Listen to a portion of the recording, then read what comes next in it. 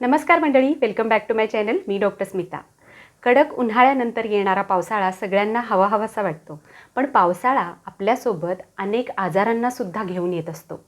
Flu, viral fever, वेगवेगळ्या प्रकारचे घशाचे infections, खोकला, थंडी ताप, डेंग्यू, मलेरिया, चिकनगुनिया, वेगवेगळ्या प्रकारचे व्हायरल फीवर, वेगवेगळ्या प्रकारचे व्हायरल इन्फेक्शन्स आपल्याला या दरम्यान होत असताना दिसून येतात. अनेक वेगवेगळ्या हेल्थ इश्यूजचा सुद्धा आपल्याला पावसाळ्यामध्ये सामना करावा लागत असतो.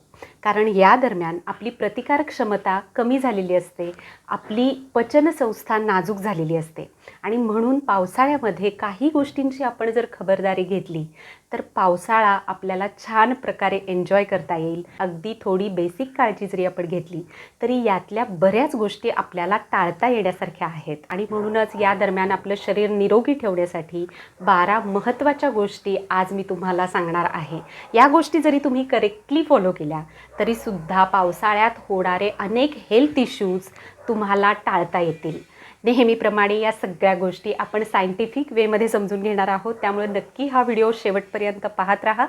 चला तर मग सुरुवात करूयात आपण आजच्या व्हिडिओला. नंबर 1, पहिली महत्त्वाची गोष्ट म्हणजे पावसाळ्यामध्ये कच्च्या भाज्या आणि कच्च्या कोशिंबिरी खाणं आपण टाळायला हवं.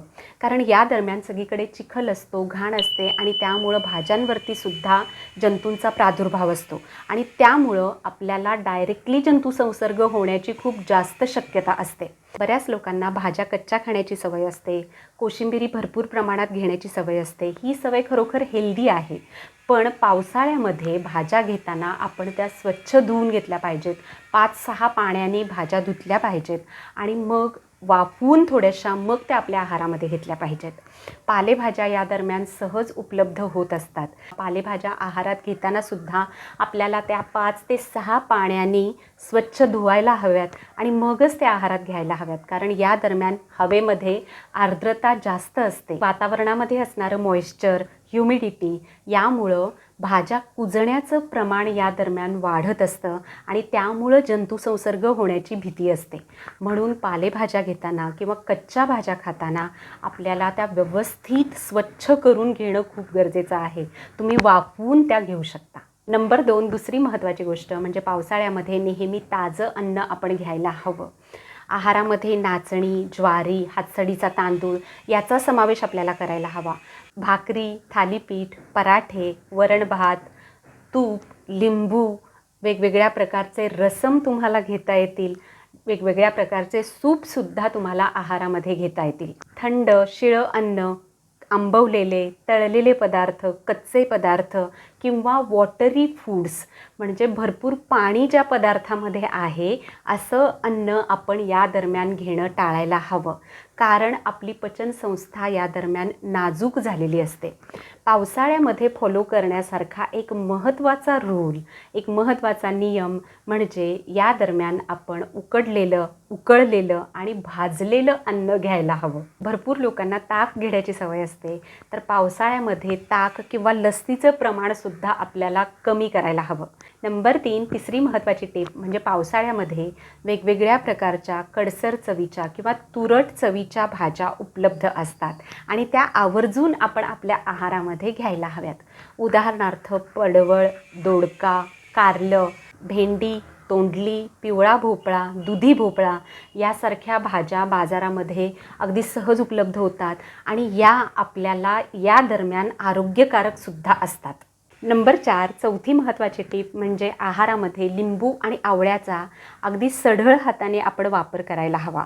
याचं कारण म्हणजे यामध्ये व्हिटॅमिन सीचं प्रमाण खूप जास्त असतं आणि आपली प्रतिकारक क्षमता व्यवस्थित ठेवण्यासाठी, प्रतिकारक क्षमता वाढवण्यासाठी आपल्याला याची मदत होत असते. आपण पाहिलं की पचनसंस्था आपली या दरम्यान नाजूक झालेली असते. त्या पचनसंस्थेला व्यवस्थित सपोर्ट देण्यासाठी, पचनसंस्था आपली चांगल्या प्रकारे काम करत राहण्यासाठी आपल्याला लिंबू, आवळा यांची मदत होत असते. वेगवेगळ्या प्रकारचे इन्फेक्शन्स म्हणजेच जंतुसंसर्ग, संक्रमण यांच्या विरुद्ध लढण्यासाठी आपल्याला लिंबू आणि आवळा खूप छान प्रकारे मदत करत असतात. नंबर 5, पाचवी महत्त्वाची टीप म्हणजे या दरम्यान आपण वॉटरी फूड्स घेणंसुद्धा टाळायला हवं. म्हणजे अशी फळं ज्याच्यामध्ये पाण्याचं प्रमाण जास्त आहे अशी फळंसुद्धा आहारात घेणं आपण टाळायला हवं. या दरम्यान मिळणारी जी हंगामी फळं आहेत म्हणजे सीझनल फ्रूट्स जे आहेत ते आपल्याला घेता येतात.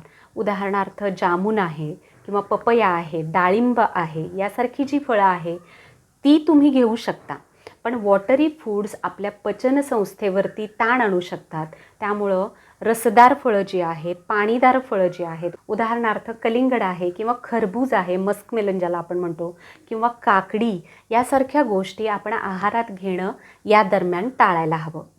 नंबर 6वी महत्त्वाची गोष्ट म्हणजे या दरम्यान मांसाहार कमी करायला हवा. जर तुम्ही तो बंद करू शकलात तर अत्यंत उत्तम आहे. या गोष्टीला अनेक धार्मिक संदर्भसुद्धा आहेत.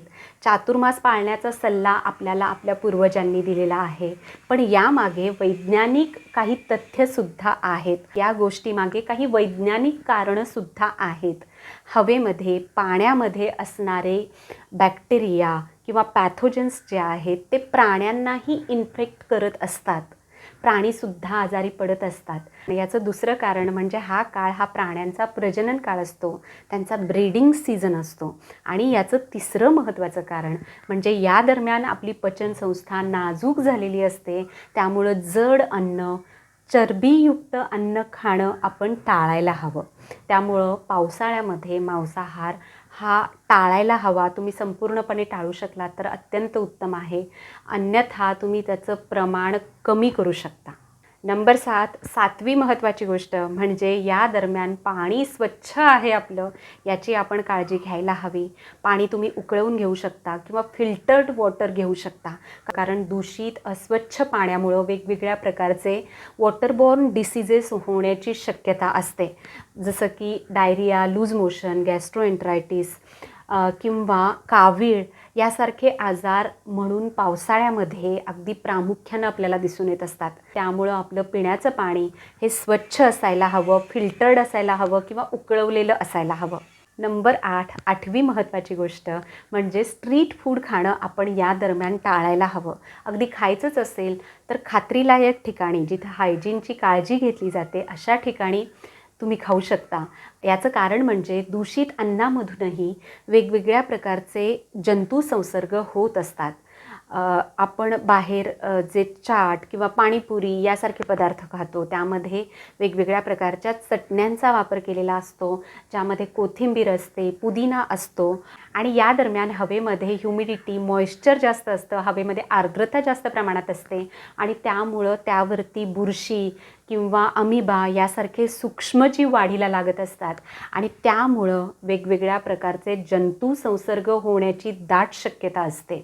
असं अस्वच्छ दूषित अन्न हे वेगवेगळ्या प्रकारच्या आजारांना निमंत्रण देणारं ठरू शकतं. नंबर 9वी महत्त्वाची गोष्ट म्हणजे या दरम्यान नेहमी नियमितपणे तुम्ही हर्बल टी घेऊ शकता.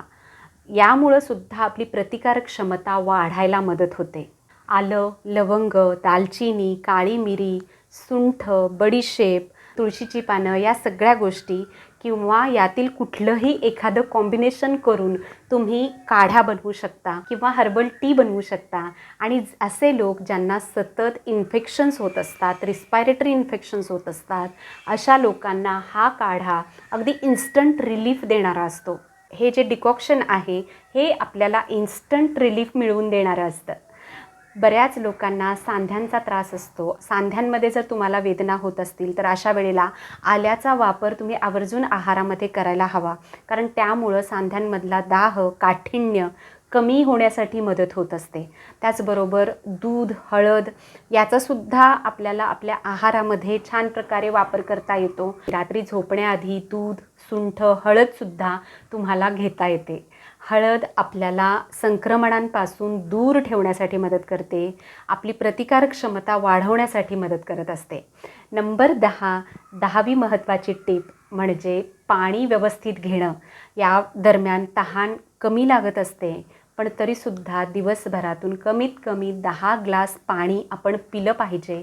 याकडे आपण आवर्जून लक्ष द्यायला हवं. नंबर 11, 11वी महत्त्वाची गोष्ट आणि खूप छोटीशी गोष्ट आहे, पण खूप वेगवेगळ्या प्रकारच्या स्किन इन्फेक्शनपासून आपल्याला वाचवणारी ही गोष्ट आहे आणि ती म्हणजे पावसाळ्यामध्ये ओलसर कपडे अजिबात वापरायचे नाहीत. स्वच्छ आणि कोरडे कपडे आपण वापरायला हवेत, कारण ओलसर कपड्यांमुळं फंगल इन्फेक्शन्स, बॅक्टेरियल इन्फेक्शन्स होण्याचे चान्सेस असतात. आणि नंबर 12, 12वी महत्त्वाची tip, last but not the list, आणि ती म्हणजे व्यायामाकडे सुद्धा आपल्याला या दरम्यान पुरेसं लक्ष देणं खूप गरजेचं आहे. कारण बरेच लोक जे बाहेर वॉकसाठी जातात ते पाऊस आहे म्हणून या दरम्यान आपला व्यायाम पूर्णपणे थांबवत असतात. पण असं न करता आपल्याला घरच्या घरी जे व्यायाम करता येतात ते आपण अगदी प्रयत्नपूर्वक करायला हवेत. घरच्या घरी आपल्याला योगासनं करता येतात किंवा स्पॉट जॉगिंग करता येतं किंवा दोरीच्या उड्या तुम्हाला मारता येतील किंवा तुम्हाला घरच्या घरी वॉकिंग करता येईल. यापैकी कुठलीही एखादी गोष्ट तुम्ही स्वतःसाठी निवडू शकता. जर तुमच्या घरी स्टेशनरी बायसिकल असेल तर त्याचासुद्धा तुम्हाला छान वापर करून घेता येईल किंवा थोडंसं वेट ट्रेनिंगकडे सुद्धा तुम्ही या दरम्यान लक्ष देऊ शकता. पावसाळ्यामध्ये स्वतःला हेल्दी ठेवणाऱ्या, आपल्या शरीराला निरोगी ठेवणाऱ्या या 12 महत्त्वाच्या गोष्टी नक्की फॉलो करून पहा. तुम्हाला त्याचे कसे रिझल्ट्स मिळाले हे सुद्धा मला खाली कमेंट करून कळवा. So that's all for today. I hope हा व्हिडिओ तुम्हाला हेल्पफुल ठरला असेल. यासारखेच वेगवेगळ्या विषयांवरचे व्हिडिओज घेऊन मी दर आठवड्याला येत असते. ही सगळी माहिती मी सायंटिफिक वेमध्ये तुमच्यासमोर ठेवत असते.